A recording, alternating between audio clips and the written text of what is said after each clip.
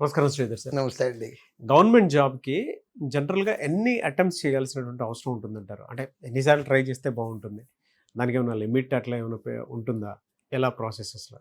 యాక్చువల్‌గానండి, ఏ job కావాలన్నా, railway exam కావాలన్నా, SSC కావాలన్నా, బ్యాంక్ ఎగ్జామ్ అయినా సరే, ఫస్ట్ ప్రిపరేషన్ అంటే సబ్జెక్ట్ ప్రిపరేషన్ అండి.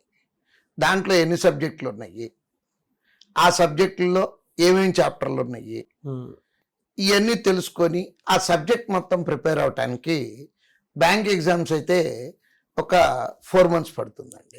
రైల్వే ఎస్ఎస్సీలు అయితే జనరల్ స్టడీస్ కూడా ఉంటాయి కాబట్టి ఒక 6 months టైం పడుతుందండి. ఇది మినిమం టైం ప్రిపరేషన్కి, అంటే సబ్జెక్ట్ తెలుసుకోవటానికి. ఈ సబ్జెక్ట్ మన ప్రిపరేషన్ ఒక 80% ఆ రేంజ్లోకి వచ్చిన తర్వాత మనం ఏ ఎగ్జామ్ అయితే రాద్దాం అనుకుంటున్నామో దాన్ని టార్గెట్గా పెట్టుకొని దాని గురించి కొంత స్టడీ చేసి, అంటే స్టడీ చేయటం అంటే for example SBI clerk exam వస్తుంది నెక్స్ట్ అని తెలిసింది అనుకోండి, దానికి కట్ ఆఫ్ మార్కులు ఎట్లా ఉన్నాయి అంటే గోల్లెస్గా కాకుండా ప్రతి సబ్జెక్ట్కి ఇదిగో ఈ సబ్జెక్ట్లో నేను అప్లై చేద్దాం అనుకుంటున్న స్టేట్లో ఇంత కట్ ఆఫ్ మార్క్ ఉంది అంటే nobody is looking at cut offs అండి. ప్రిపేర్ అయ్యే టైంలోనే కట్ ఆఫ్ మార్కులు దృష్టిలో పెట్టుకొని ప్రిపేర్ అవ్వాలి. ఇదిగో ఇన్ని ఉన్నాయి, ఎగ్జామ్ రాస్తే నాకు ఎన్ని వచ్చినాయి, ఎన్ని తగ్గినాయి, ఏ చాప్టర్లో బిట్టు తప్పు అవుతుంది, ఇలా కరెక్షన్ చేసుకోవటానికి ఒక 3 months పడుతుందండి.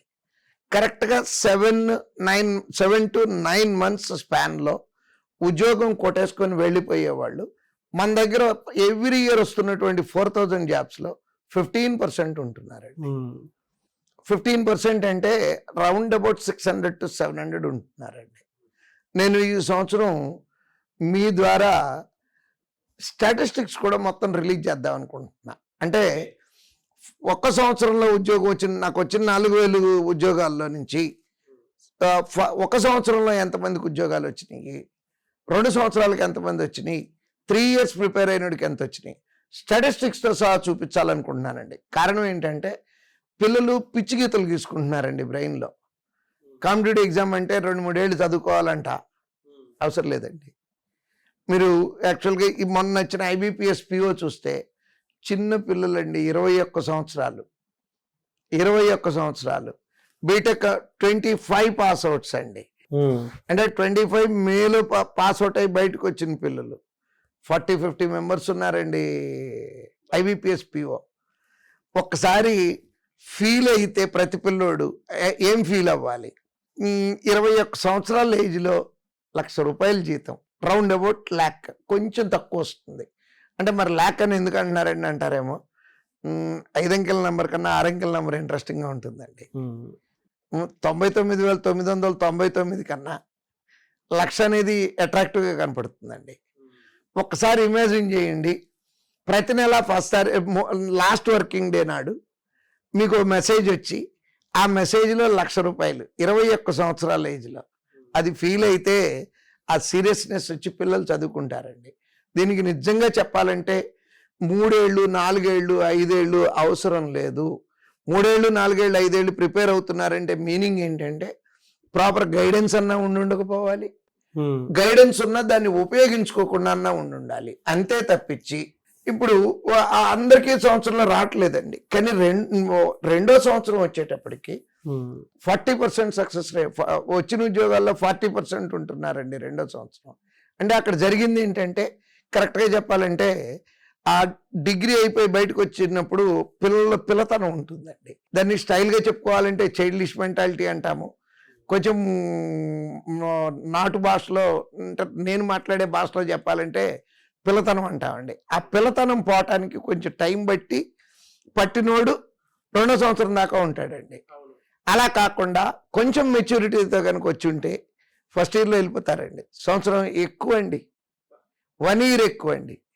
సో 2 ఏళ్ళు అక్కడికి కూడా అవ్వట్లేదు అంటే మార్చుకోవాలండి, మైండ్ సెట్ మార్చుకోవాలండి, పిల్లడు మైండ్ సెట్ మార్చుకోవాలి. ఇది కనుక అంటే 7 ఏళ్ళు 8 ఏళ్ళు 9 ఏళ్ళు నిజంగా చెప్తున్నాను అవసరం లేదు. అంత టైం పడుతుంది అంటే ఎఫర్ట్లో ల్యాప్స్ ఉంది, you are not travelling in the right path. దారి సరి చేసుకోవాలి, ముళ్ళదారిలో వెళ్తున్నారు, దారి సరి చేసుకుంటే ఇమీడియట్గా ఉద్యోగం వస్తుంది. సార్ అంటే ఈ మైండ్ సెట్ని ఎక్కడ మార్చాల్సినటువంటి అవసరం ఉంది సార్? అంటే లాంగ్ రన్ ఇప్పుడు ఆన్ అన్ యావరేజ్ ఎస్, అది ఏంటంటే ఇయర్స్కి వచ్చేసారని అంటేనే ఇంక ఎక్కడో కాదండి, ఆ మైండ్ సెట్ ఎలా మారాలి అంటే అంతా నాకు వచ్చు అని కాకుండా ఒకే ఒక్క మార్పు అండి. ఏదో తప్పు చేయకపోతే నాకు ఉద్యోగం రావట్లేదు, నేను ఎక్కడో తప్పు చేస్తున్నాను అని ఒక్క పాయింట్కి కన్విన్స్ అయ్యి ఆ తప్పు ఏంటో కరెక్ట్గా వాళ్ళు మార్క్ లిస్టులన్నీ దగ్గర పెట్టుకుంటే వాళ్ళకే కనపడతాయండి. పిల్లలు అసలు మార్క్ లిస్ట్ ఇంకా చూడలేదండి. ఎగ్జామ్ ఫెయిల్ రాలేదు, ఉద్యోగం రాలేదు, కూర్చొని దాని ముందు కూర్చొని మార్క్ లిస్ట్ని అనలైజ్ చేసుకోవాలండి. ఎలా అనలైజ్ చేయాలి? దాంట్లో స్ట్రెంగ్త్లు కనపడతాయండి, వాళ్ళు వీక్నెస్లు కనపడతాయండి. స్ట్రెంగ్త్ని ఇంకా స్ట్రెంగ్తన్ చేసుకోవాలి, వీక్నెస్ స్ట్రెంగ్త్ అవ్వదండి.